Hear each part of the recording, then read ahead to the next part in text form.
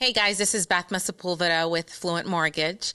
I'm very excited for today. We have a great special guest. We have Clinton Luke in the building. Hey, How are you today? I'm great. And just for those that don't know, Clinton Luke, Blue Marlin Real Estate, been in the business about a year and a half at this point.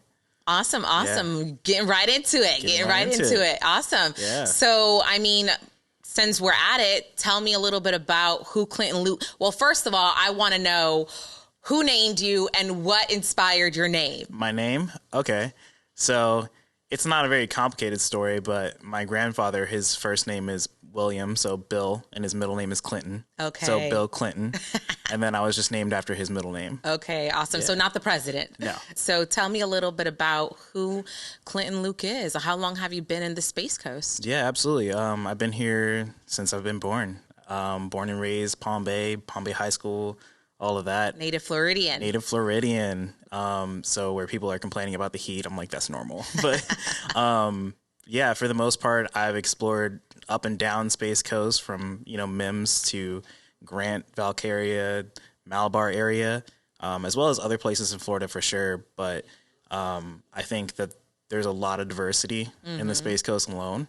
So there's not really a need to go anywhere else with that much diversity. Oh, I love that. I love that. Just because, there's so many people I feel like lately that are migrating over to the Space Coast. And you know what I mean? You just said it yourself. You're very versatile. You know the area. You know what Brevard County has to offer. And that kind of, in my opinion, sets you apart, right? Would you say the same? I would say so. There's many locals here. There's many people that have been here forever, but there's not as many people that I know personally that might know the little spots like I do. Yeah. And I know that we were talking a couple of days ago, and you have a great idea that I'm really excited about. Is now a good time to kind of pitch it, to share it, or do you kind of want to hold that in your back pocket for a little bit longer? No, go for it. I have many ideas. I have no issues with letting the people know what's to come. So you mentioned something about putting a lens on these small businesses that, in your opinion, are like small gems, right? That perhaps maybe if you're not a native person to the area, you may not know, and you may miss out on like the best pancakes or the best breakfast and whatnot. So dive in a little bit for me on that. Absolutely. So again, traveling up and down the Space Coast, whether it's by, skateboard, longboard, car, scooters and those kind of things, bikes. So you just find little spots that might not be just seen by the road. One of the ones that I grew up with for sure was Mustard's Last Stand in downtown Melbourne. So, and to know that there's two different locations, so they're pretty easily accessible. As well as in the heart of downtown Melbourne. It's pretty crazy.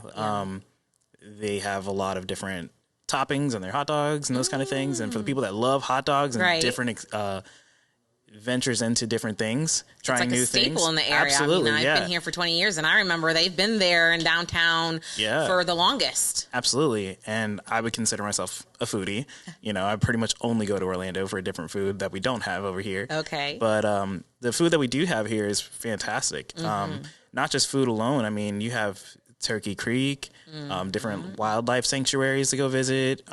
Yeah. And then one of my favorite hobbies would be fishing, whether it's onshore, inshore, or offshore. Okay. There's a lot of freshwater opportunities, saltwater opportunities right here in the Space Coast. So it almost seems like Blue Marlin was just the ideal agency for you because it really embodies who you are as a person. Oh, for sure. I love being at Blue Marlin, mostly for the fact that we have fun. Yes. I try to have fun every day, all day. Yes. And I think most of my clients, as well as friends and family, know that. Yeah. But additional to that, we have the boat parade every Christmas, those things that are water related.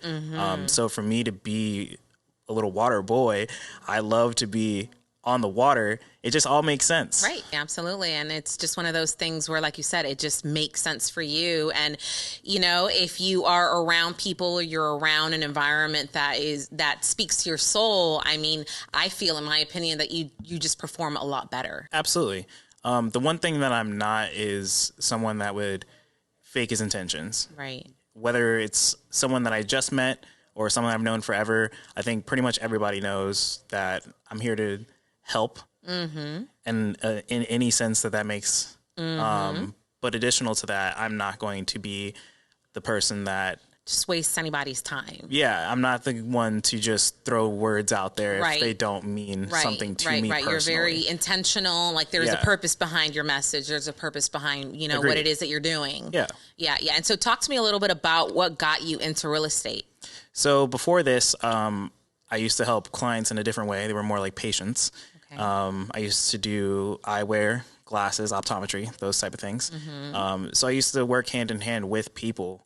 And I really had a joy for that.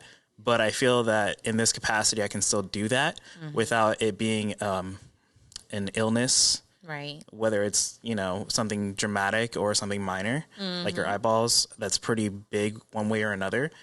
Whether you have a disease or whether you have just corrective lenses. So for me, that was a major part of what I did day to day. Right. However, real estate is a whole different spectrum. I've met a lot of people, even in the year and a half that I've been doing this, with many different stories, many different situations. And I've been a part of that, which is a blessing to me. It's not just helping me, it's helping other people. And then other people see that to the point where they want to be helped. And I'm here to do that. And I think the key thing is just your ability to connect, right? Because at the end of the day, yes, you know, we're in real estate, but ultimately it is a sales industry, right? And the key thing is to connect with the people, allow them to speak, allow them to kind of elaborate on what it is that their needs are, because it embodies the same situation as, you know, while you were in the optometry, the optometry industry, is just taking a moment, asking the right questions, assessing what their needs are, and finding solutions to their problems. Exactly. And so it goes full circle. Right. It's the same thing in a different light. Right. And to be able to help people on a more personal level, whether it might not necessarily be finances, but one way or another, someone needs a place to live. Right. That is tremendous for me. And so when it comes down to your day-to-day activities, what is your morning routine look like? Do you have a morning routine? Like, do you like to work out? Do you like to do yoga? Like, what is your favorite thing to do in the morning? Yeah, I wouldn't call it favorite, but routinely. I have 2 little girls, so it's going to definitely be them first. Yes. Making sure that they're taken care of and ready for school and ate, those kind of things. Right after that, it's strictly business. So most of my mornings are going to be business related. Okay. While I have a coffee in my hand. And then I might give myself a little bit of time, a little break for leisure to do whatever I want. Whether that's going and just reading a book for a little bit or playing a game and watching TV or whatever. And then it's basically right back to business. What are your top 3 books right now? Top 3 books right now?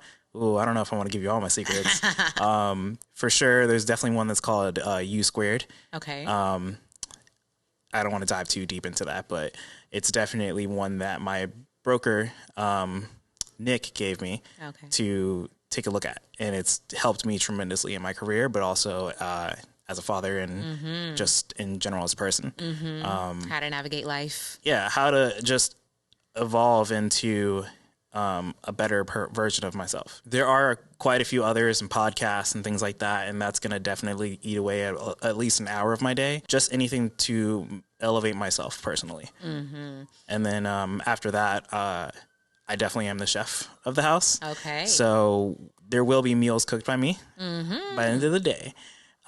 We get to enjoy that as a family. And then soon after, it's going to be the time to wind down and de-stress from the day. Yeah, no, absolutely. I feel like, it sounds like your day is pretty structured overall. So how has structure and organization really helped elevate your business? Would you say that when you first got into the business, you had like your roadmap down, or did you have to kind of figure out what worked and ultimately find balance? I think that any new agent really doesn't have balance in their life when it comes to being an agent, unless you have a mentor that's guiding you through that.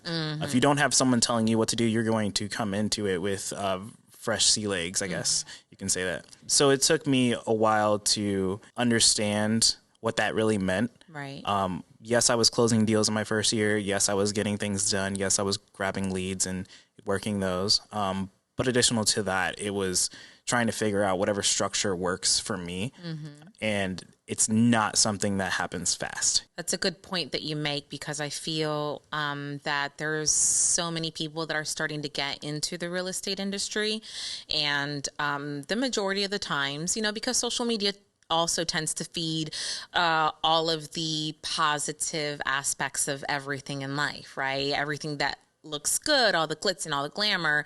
So, I mean, I'm sure you've seen a shift and a wave of a lot of agents kind of dipping into the industry, but they want instant gratification. Absolutely. Right? So what would you say when it comes down to that particular point? What I can say as a slightly newer agent myself, but one that has deals under my belt, as anyone that is coming into the business, it's not going to happen first try. You could have your best friend that knows you are a realtor and that you sell houses for a living now, and they still might go with somebody else. So whether you think that people know and whether that that they know and that they're going to use you is two completely different things. Right. I did have to learn that a little bit later on. Because you would expect, family and friends, like, hey, Right. I'm in the business. Exactly. Give me my shot. Right. And I think anyone can tell you, any mentor, anyone that's talking to these newer agents, they're going to tell you not to look for that shiny penny. Yes. Because everyone's going to dangle it in front of you, but you have to do the work. It really doesn't matter who you're brokered with. It does matter the effort that you give.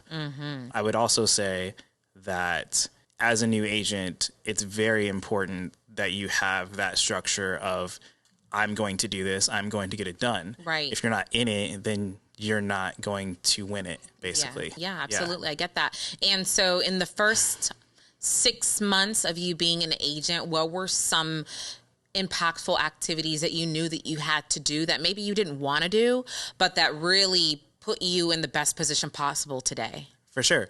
I could tell you I had never wanted to do anything, especially as a new agent in the first 6 months. I did not want to wake up. I did not want to go door knocking and doing the things that I did, but it was that very first month. I freshly got my business cards. Short story here is I knocked on one door, got the listing, said, okay, let's go. Had no idea what I was doing, but one way or another, we got it closed. So you got your first listing on your first door that you knocked for the very first time. For the very first time. Yep. That's awesome. That was my very first listing. Look at you. Yeah, and that was a wild experience. There was so many things that went into that. We got her a free roof before she closed. She was so happy. She didn't have to pay a lot of stuff out of pocket to get the sale done. And when the sale was done, we were able to put her into like a condo. So she was not without a home to live in. Right. So it was kind of like a 2-for-1. And all I did was knock on my very first door. You committed to the activity. Absolutely. If I'm going to do it, I'm going to do it. The words that come out of my mouth are mostly intentional. There's nothing I do without that intention. And when I do and I intend to do it, it gets done. Yeah, I mean, I see you on social media. You're constantly posting, constantly creating great content. And, I feel like you definitely set yourself apart, because there are a lot of people who want to do what you do, but either they're too afraid or they don't necessarily know how. They don't have the resources. So when you first started creating content, are there any tips and tricks that you can share with possibly a new agent that's looking to mirror, what you're doing, that you can kind of fill them in on? So anyone, whether they're new or not, can look at content a few different ways. The way that I look at it is something that definitely, from an agent standpoint, puts your face out a bit more than just mailers and postcards. Okay. My advice for anyone that's scared of doing it is to do it to one of your clients. Just take a video to one of your clients that you already kind of know. You FaceTime people, I'm sure, like your family and grandkids and those kind of things. I know I do. But do that 1 or 2 times, get comfortable without it actually being impactful, and then try it and see what happens. I love that. Think of it as you're FaceTiming somebody. Exactly. And just go for it. I know that I've had people that are out of state, so they're in different time zones, to give them the information that they need at the time that they want to and be able to look back on it. Yes. Is just to say, hey, I'm going to make this quick video for you and just watch it when you can. That way you have the information that you need. Do you find yourself doing a lot of virtual tours in today's market? In today's market, I would say so. Yes. Only for the fact that a lot of people are coming from out of state. If we're talking about Florida specifically, there's many job opportunities that are coming up. So most people can't just be here on a whim, and they can't just go show. You can't just show a house to them, right? So video is very, very important when it comes to those clients, because you don't want them to wait 3 or 4 months to get a flight, to get over here, to get the house that they want, and then it goes under contract. Right. I've had it many times where we kind of wait to start the process until they're here, like on vacation. But if your client or lead or anything like that is ready right now, there is no time to wait for that. Yes, exactly. There's options nowadays. It's not like before where you Exactly. had to wait. Now you don't have to wait. Now with the simple, video, that's it. They will decide whether the house is right for them or not, and then move forward. Exactly. And something that I've been preaching for the past couple of months, and I think what's definitely elevated my business, is you don't necessarily have to work harder. You have to work a little bit more creative. So video texting of your information to your clients or listings or anything like that is more creative, and you don't really have to work hard at it. Right.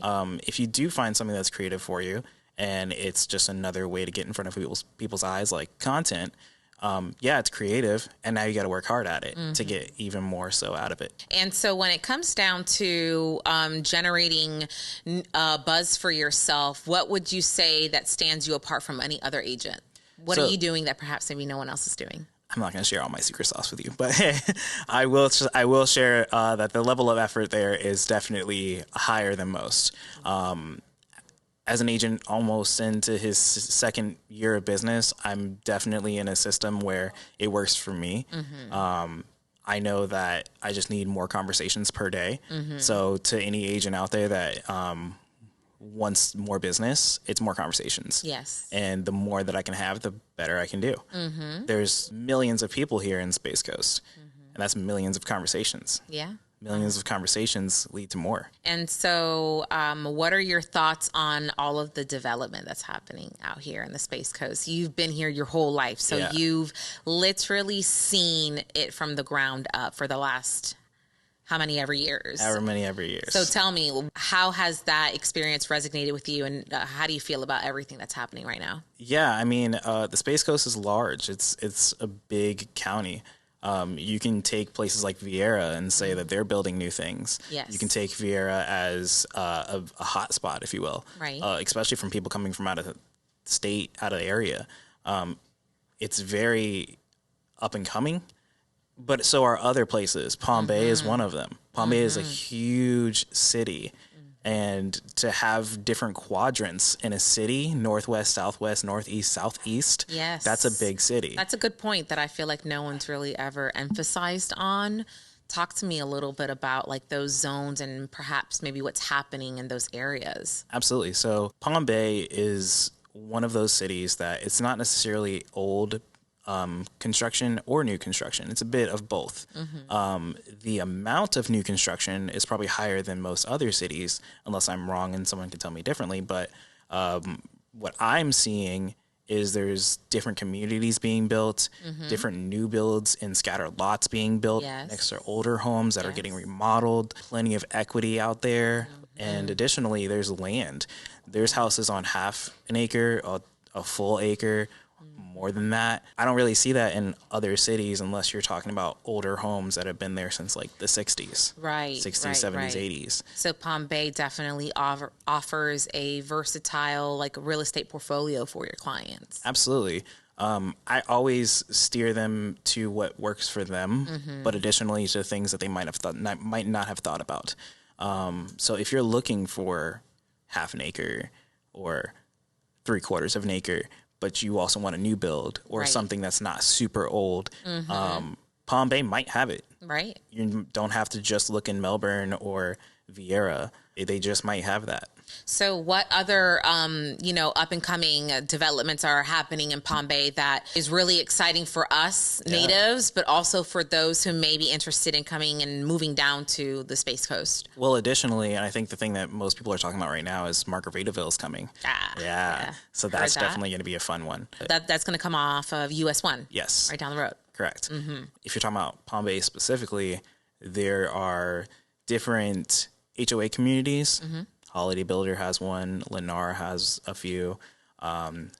There's some new communities out by Heritage High School, as well as a rumored Publix in a shopping center. Yes. So with 3-4 different communities alone, and to have a shopping center, it's kind of hard to believe that they wouldn't be continuing to expand after that. I mean, obviously, Florida is a big state. There's so much, great cities and areas. And you know what I mean? I feel like Florida overall is very diverse when it comes down to that. So Absolutely. For anyone out of state, or perhaps maybe even an investor, why do you feel like the Space Coast is the ideal place to be? So I was actually just talking about this with one of my other clients the other day, because we were between Tampa side and Space Coast. The Space Coast is very unique in the fact that the reason why it's the Space Coast, the reason why the Space Center is here, is based off of the amount of hurricanes that we don't really get. We don't get the intensity that other areas obviously do. I don't think anyone would build a giant infrastructure where they knew that hurricanes were likely to happen. Right. Yes, we get them. Yeah, we've had some bad ones. But it's like a sweet spot in Florida. Exactly. By the time that it actually reaches land, by the time that you actually feel it in your homes, if it's like a category 3, it's more like a category 1 at that point. I don't know how many hurricanes that we've been through that either it didn't hit us, okay, or that I didn't feel it. Maybe I lost power for a little bit. Okay. And what is that? What do you feel like that does for a home buyer, home seller, or even just the property values as a whole? So I would definitely say that the value is there for an investor, for a homeowner in general that has no idea what the Space Coast is, but they know that Florida has a lot of hurricanes. To know that you don't really have that high impacting wind as often as other places might, it's going to save your investment from a normal first-time home buyer to a multimillionaire investor that's looking for rental properties. If you know and you're confident that your agent just picked the right home for you and it's not going to be just walls and a roof at the end of the day, when a hurricane does come, I think that's a solid investment. And so what about, the entertainment around here? Talk to me a little bit about what the nightlife is like out here. Nightlife, so I wouldn't turn my eye to Palm Bay necessarily because it is a large city, but that I think is one thing that we are lacking. Maybe one day we'll get one of those. Have a downtown Palm Bay. Yeah. There are a few places, mainly downtown Melbourne, that I think is the most popular. You have the new Hotel Melby and the rooftop bar. You have Mega Mally's. You have a lot of those restaurants that are switching and changing. Things that I used to go to in my early 20s might not be there, but they're being replaced with other things that are actually a little bit more up and coming. Right. I know there's an axe throwing place now where we didn't have that before. Yeah.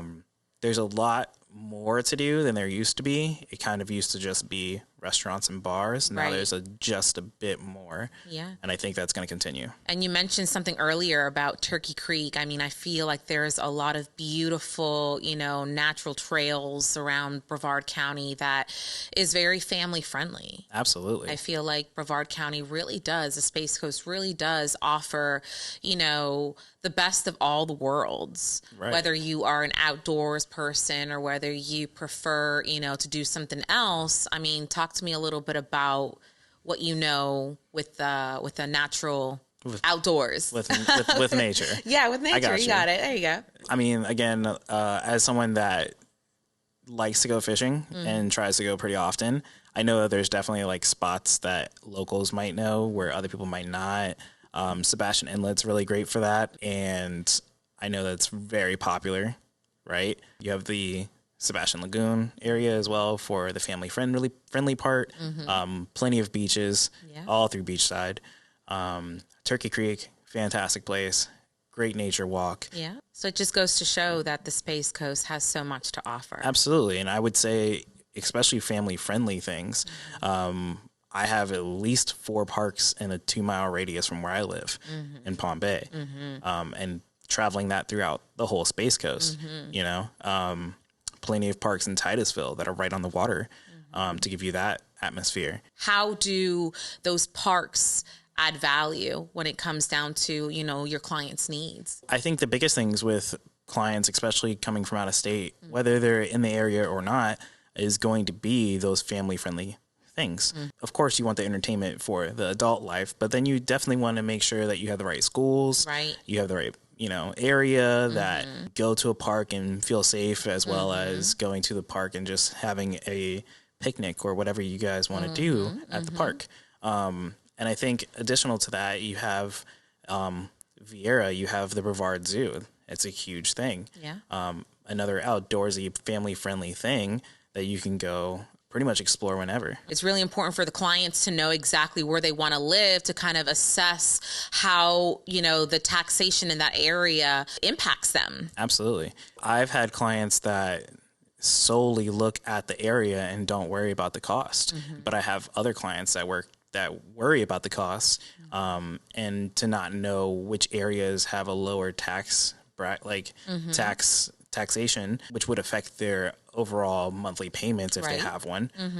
But being in an area that you feel safe and it's affordable is a big thing for most of my people. Yes, yes. And that's the thing, is that Brevard County as a whole, we still maintain a unique affordability compared to other, you know, major areas. So when it comes down to it, I feel like, and I believe you would agree, it's just the right place. And I feel, what do you think about the market right now and the conditions on buying? So when it comes to a buyer, you're definitely going to have a different set of things that you look at from an agent's standpoint, but ultimately it's all the same. Buyer, seller, there's usually that magic number, and you'd be surprised what most people's magic number is. Whether you're a buyer and that monthly number is, or monthly payment is that magic number, or you're a seller and you want to sell and you have a magic number to do that. I think that no matter what, the market today is in favor of both, as long as you know how to work the market with your agent. Right. Sellers have plenty of equity, especially in the last 5 years. If you've owned a home in the last 5 to 10 years, you have plenty of equity to be a seller. And at that same point, to be a buyer as a seller, or in general, in today's market, you would definitely be able to negotiate things to make that a little bit more comfortable and enticing. Exactly. Yeah, absolutely. And so what would you say to those buyers who are waiting on the sidelines for the rates to drop, but they want to get in, they're just a little bit hesitant, they're a little bit scared? Like, what do you say to them? When it comes to interest rates, it's always a hard thing to evaluate.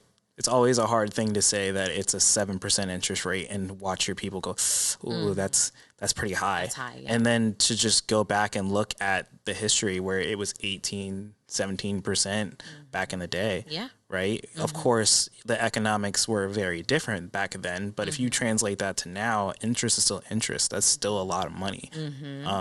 So to say that they're high, yeah, they're higher from where they were before, as a 2 and 3 interest rate. But if you wait for the interest rates to drop, your prices are now higher, right?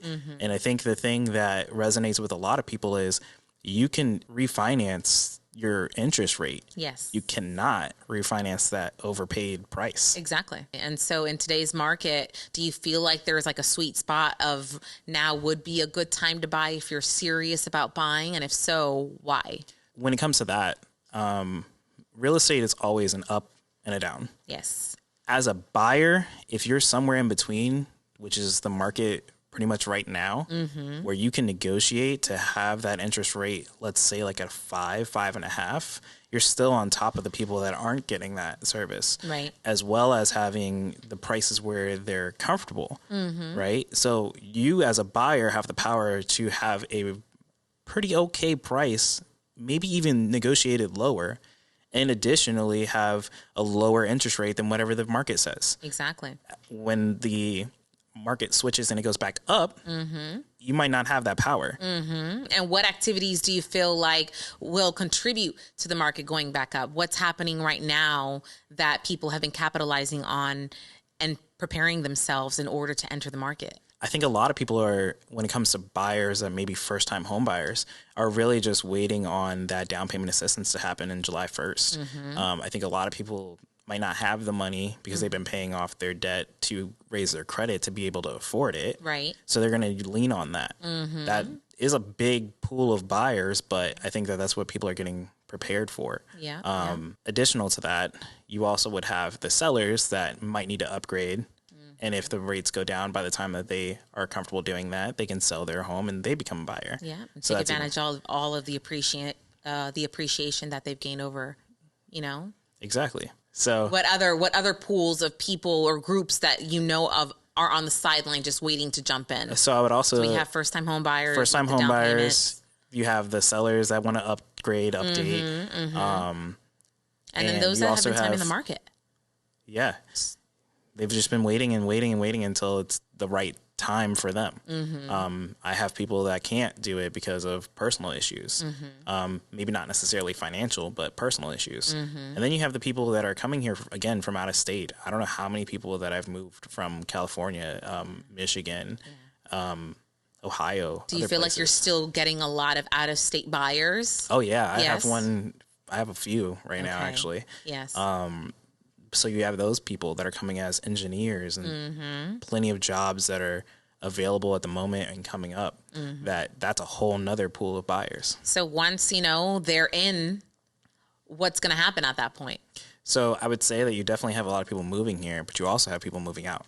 Yeah. There's a lot of people that maybe not necessarily people that I know don't like the political views or the area or the heat. There's always something that's going to make someone move out of the area. And then, with that being said, there are so many people that are just waiting. And once they jump in the market, once those rates, trend in the downwards direction, they're going to jump into the market and then it's going to saturate, the activity. And then what does that do to real estate historically? Historically, you would have either a buyer or a seller market. So a buyer's market, you have 10,000 homes for sale. Right now, there's maybe 2,200. So with that being said, you have a low supply and a high demand. As we just talked about, there was a lot of different types of buyers Right. looking for that right specific home. With no inventory, then you really don't have a buyer's market. Right. Right now, technically, if you want to put it that way, it is a seller's market. Whether prices are dropping $5,000-$10,000 every month or a couple of weeks, it still does not mean that it's a buyer's market. Right. When the trend changes, you might have more supply, but those people that are selling their houses are still buyers.